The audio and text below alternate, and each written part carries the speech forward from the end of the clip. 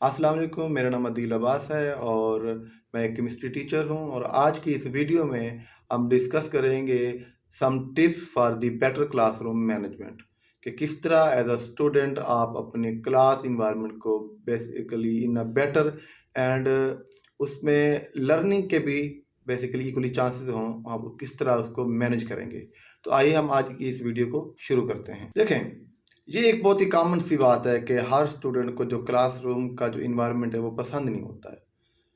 ठीक है, क्योंकि हम सब एज अ स्टूडेंट उस डेली रूटीन वर्क की वजह से क्या कर सकते हैं, उकता जाते हैं। अब देखिए, टीचर्स के लिए इस तरह के केस में जो क्लासरूम को मैनेजमेंट है, क्लासरूम को मैनेज करना एक चैलेंजिंग थिंग बन जाती है। अब क्लास में कुछ स्टूडेंट्स वो होते हैं जो कोऑपरेटिव होते हैं, जो ओबीडियंट होते हैं, जो कि वाकई लर्निंग की तरफ जाना चाहते होते हैं, वो तो कोऑपरेटिव होते हैं। और क्लासरूम में अगर ऐसे स्टूडेंट्स हों तो एक टीचर उस क्लास को बड़ी अच्छे वे में मैनेज कर पाता है।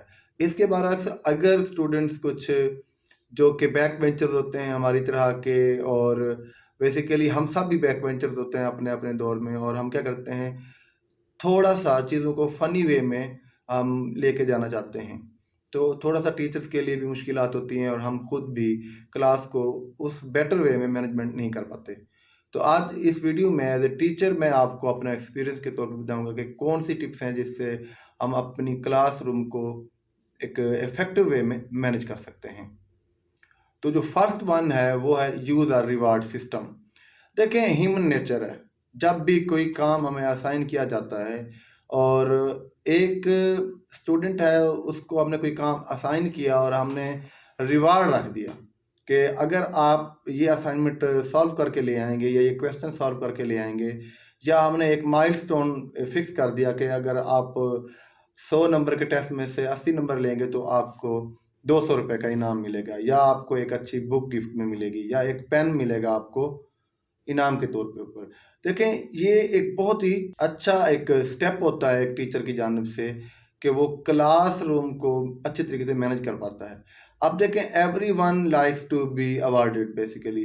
ह्यूमन नेचर के मुताबिक हर बंदे को पसंद है कि वो किसी भी चैलेंज को जीते और रिवार्ड हासिल करे।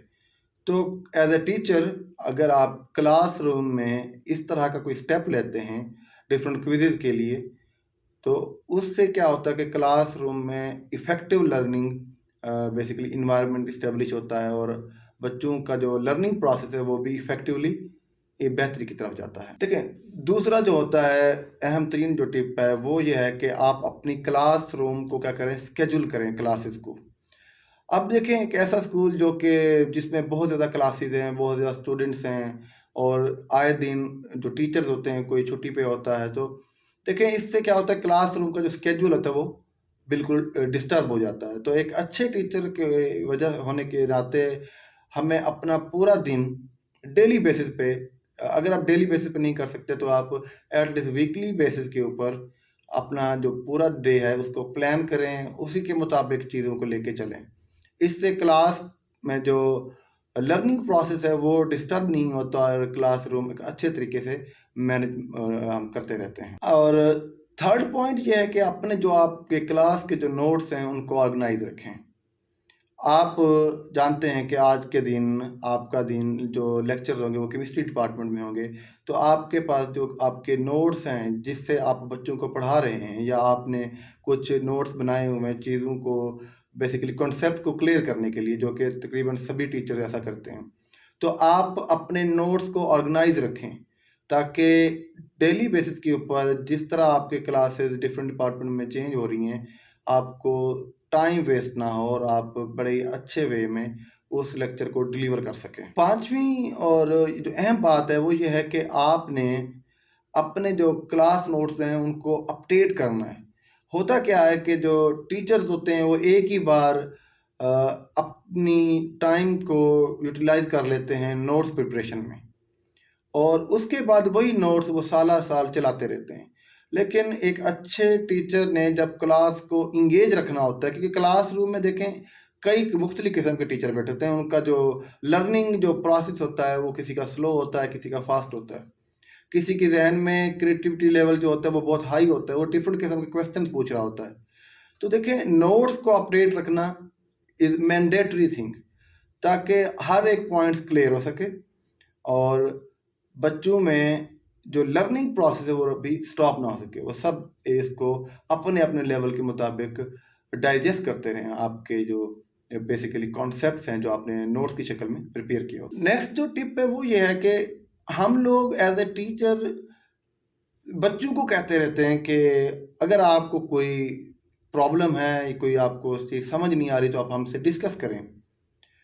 मेरे ख्याल में यही काम एक टीचर के लिए भी होना चाहिए। टीचर को भी अपनी, देखें टीचर भी एक इंसान है, उसको एक्सेप्शंस हो सकती हैं, तो वो क्या करे, अपनी उन क्यूरीज को स्टूडेंट से डिस्कस करे कि मैं आपसे ये एक्सपेक्ट कर रहा हूँ next for the next 4 to 5 month, या पूरा जब तक कोर्स हम मुकम्मल नहीं कर सकते। वो कुछ गाइडलाइंस बना के दे दे और वो अपने, अगर बच्चे उन बातों पे अमल नहीं कर रहे तो टीचर उनसे डिस्कस करे।